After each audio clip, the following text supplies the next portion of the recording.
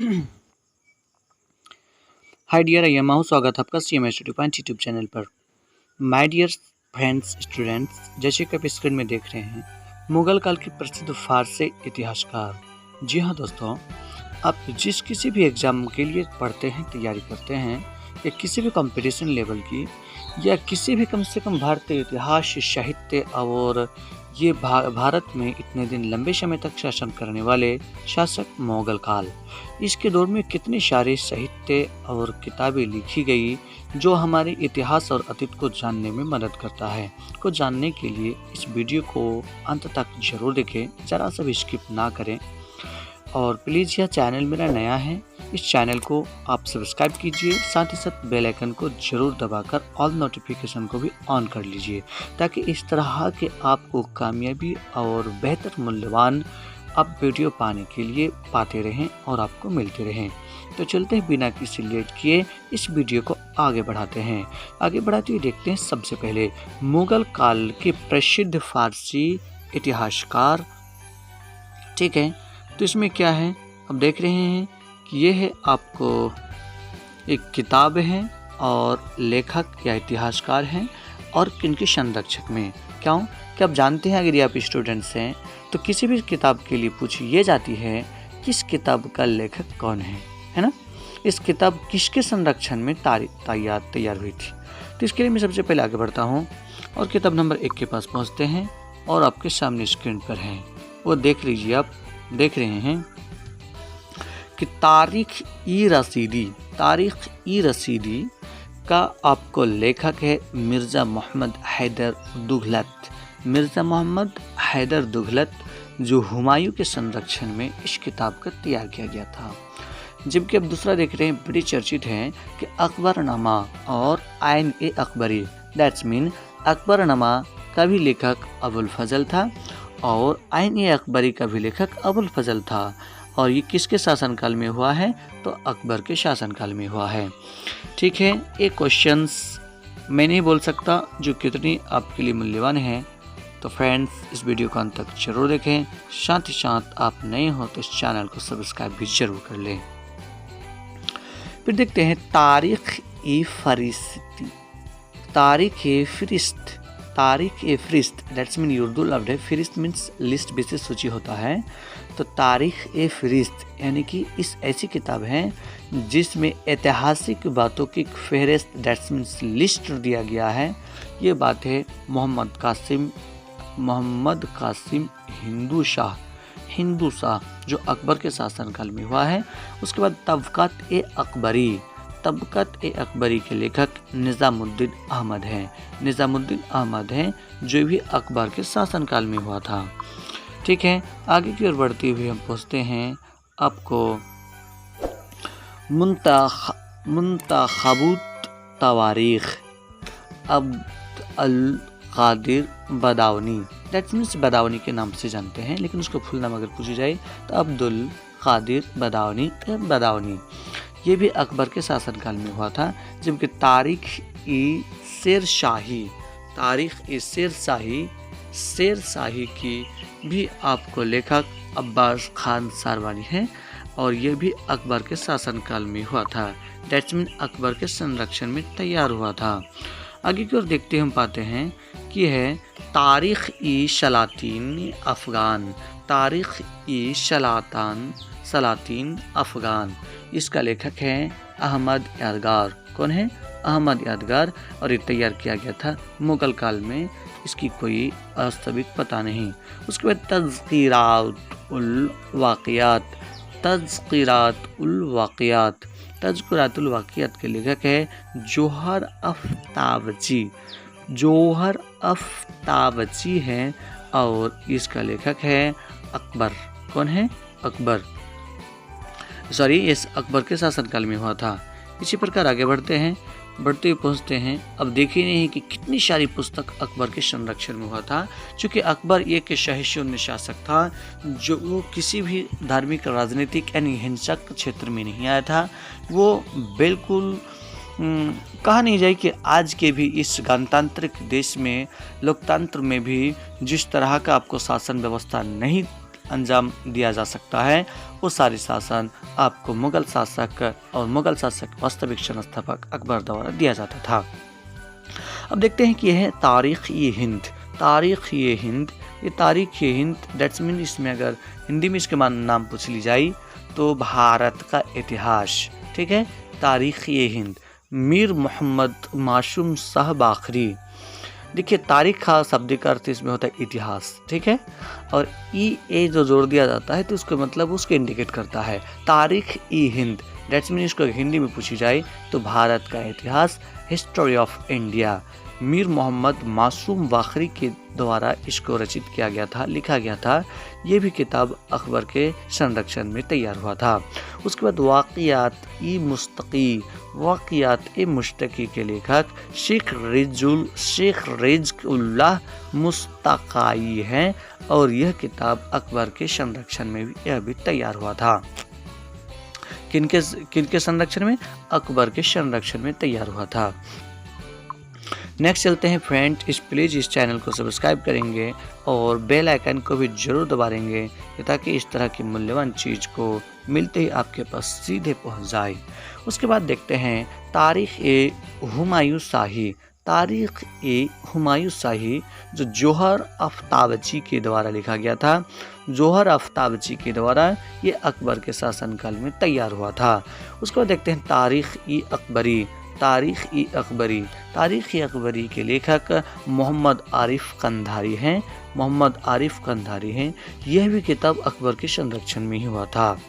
ध्यान दें कि लंबे समय तक तो अकबर ने शासन किया था, लेकिन मैंने जो बातें रखी ये बातें ही मूल्यवान हैं कि वह आपको निर्विरोध, आपको सहिष्णु शासक थे, जिससे ना कोई जानता दुखी था, ना जिससे कोई आपको अगल बगल के शासक दुखी था, ठीक है। उसके तुज़ुक-ए-जहांगीरी और तुज़ुक-ए-जहांगीरी, तुज़ुक-ए-जहांगीरी और तुज़ुक-ए-जहांगीरी दैट्स मीन एक ही चीज़ है। नूरुद्दीन मोहम्मद जहांगीर, नूरुद्दीन मोहम्मद जहांगीर द्वारा ही लिखा गया था और ये खुद जहांगीर के ही संरक्षण में उन्हीं के द्वारा किया गया था। आगे कर चलते हुए पाते हैं क्या मखज़न-ई-अफ़गाना। क्या है? मखज़न-ई-अफ़गाना का लेखक कौन है? नियामतुल्लाह अल-हरबी। इसको ऐसे भी बोला जा सकता है नियामतुल्लाह अल-हरबी। ये जहांगीर के शासनकाल में तैयार हुआ था। मखज़न-ई-अफ़गान जो नियामतुल्लाह अल-हरबी के द्वारा लिखा गया था, जहांगीर के शासनकाल में तैयार हुए थे। जबकि तारीख़-ई-दंडी, तारीख़-ई-दंडी के लेखक अब्दुल्ला हैं और ये जहांगीर के शासनकाल में तैयार हुआ था। तारीख़-ई-दंडी जो अब्दुल्ला के द्वारा रचित है और जहांगीर के शासनकाल में तैयार हुआ था। आगे की ओर देखते हैं तो ये है आपको मासीरी। मासीरी-ई-जहांगीरी, मासीरी-ई-जहांगीरी का आपको लेखक है घरत खान। कौन है? घरत खान है और ये इस जहांगीर के संरक्षण में तैयार हुआ था। जबकि शाहजहांनामा के लेखक MD. Sadiq Khan that's mean Mohammad Sadiq Khan के द्वारा लिखा गया था। ये भी शाहजहां के शासनकाल में हुआ था।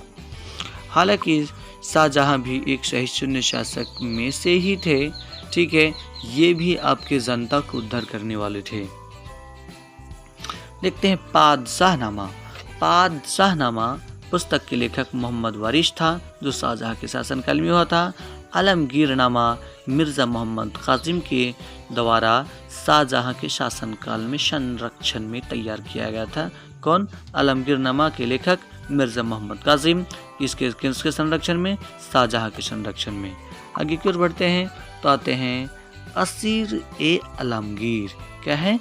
असीर-ए-आलमगीर मोहम्मद सकी मुस्तैद खान, मोहम्मद सकी मुस्तैद खान के द्वारा रचित है, रचनाकार है, लेखक है जो औरंगजेब के शासनकाल में हुआ था। असीर-ए-आलमगीर मोहम्मद सकी मुस्तैद खान के द्वारा। जफरनामा, जफरनामा कौन लिखा है? गुरु गोविंद सिंह जी। गुरु गोविंद सिंह जी ने जफरनामा का रचना किया है और ये औरंगजेब के संरक्षण में तैयार हुआ था। आगे की ओर देखते हैं तो ये है मुंतखब-उल-लुबाब। मुंतखब-उल-लुबाब है, जो मोहम्मद हाशिम या हसन अली खान खफी खान थे, जो औरंगजेब के शासनकाल में तैयार होती है। तो डियर फ्रेंड्स, प्लीज़ इस चैनल को सब्सक्राइब करेंगे, वीडियो को लाइक करेंगे और आपकी इतनी बहुमूल्य कीमती कमेंट्स भी हमें ज़रूर देंगे। क्या वीडियो आपके लिए या किसी स्टूडेंट्स के लिए या किसी एग्जामिनी विद्यार्थी के लिए कितने लाभदायक हो सकता है या कितने फ़ायदेमंद हो सकता है, इस वीडियो से आपको क्या लाभ पहुंच सकता है, तो प्लीज़ आप कीमती बहुमूल्य कमेंट्स करना ना भूलें। आपके एक कमेंट्स मेरे लिए लाखों का आपको क्या बनता है, आपका इंस्पायरेंस बनता है और मेरे लिए मोटिवेट होता है आगे से मेरे रास्ता और आगे करने की, इस तरह से वीडियो देने की विचार बनती है। आगे देखते पा रहे हैं हम, यह है फुतूहत-ए-आलमगीर। फुतूहत-ए-आलमगीर का लेखक ईश्वरदास नगर है। ईश्वरदास नगर हैं, जो कि औरंगजेब के शासनकाल में तैयार हुए थे। जबकि नुस्ख-ए-दिलकुशा का लेखक भीमसेन बुरहानपुरी है और यह औरंगजेब के संरक्षण में तैयार हुए थे। किसके संरक्षण में? नुस्ख-ए-दिलकुश के लेखक कौन है? भीमसेन बुरहानपुरी। और ये किसके शासनकाल में? औरंगजेब के शासनकाल में हुआ था। आगे की ओर देखते हैं हम, तो ये है अगली, जो है आपको खुलासात-उ-तवारीख। ये है सुरजन राय खत्री के द्वारा ये रचित है। और क्या है, ये औरंगजेब के शासनकाल में तैयार हुए थे। जबकि सिजरोल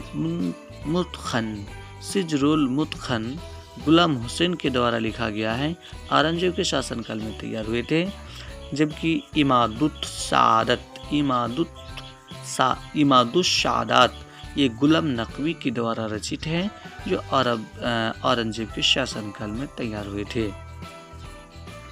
तो डियर स्टूडेंट्स एंड फ्रेंड्स, बात यह है कि ये जो साहित्य था, ये उस समय के दौर में या तो बहुत सारी किताब या तो पहले से ही पूर्व से था, या तो फिर उस समय लिखा गया था। तो जैसे आस पर देख रहे हैं कि उर्दू भाषा में स्थानीय भाषा हिंदी से विकसित हुई, जो फारसी और बाद में अरबी और तुर्की के कुछ शब्दों से मिलकर विकसित हुई है, वही मुगल काल के भारतीय और उर्दू इस्लामिक संस्कृति की विलय के भी ये परिणाम और रूप के रूप में ये विकसित हुई है। और ज़्यादातर किताबें तो उसको ट्रांसलेट किया गया था। ठीक है, ज़्यादातर किताबें ट्रांसलेट किया गया था, जो विशेषकर फारसी और अरबी में। और आधुनिक हिंदी संस्कृत आधारित शब्दावली फारसी, अरबी और तुर्की के ऋण शब्दावली का उपयोग करती हुई यह पारंपरिक रूप से सुगम और उर्दू के सामान सामूहिक रूप से दोनों को ये मिलाकर हिंदुस्तानी क्षेत्रों के और लोगों में यह पुस्तक रची गई थी। तो डियर फ्रेंड्स एंड स्टूडेंट्स, यह वीडियो आपको कैसा लगा जरूर हमें कमेंट्स करेंगे, कमेंट्स में बताएंगे और इसे लाइक शेयर जरूर करेंगे, अपने दोस्तों में भी शेयर करेंगे। यहाँ पर ऑल कॉम्पिटिटिव एग्जाम्स की तैयारी होती है और होती रहेगी, लेकिन चैनल से नया है तो व्यू कम आते हैं। तो ठीक है, फिर मिलते हैं नेक्स्ट वीडियो में। तब तक के लिए धन्यवाद। जय हिंद, जय भारत।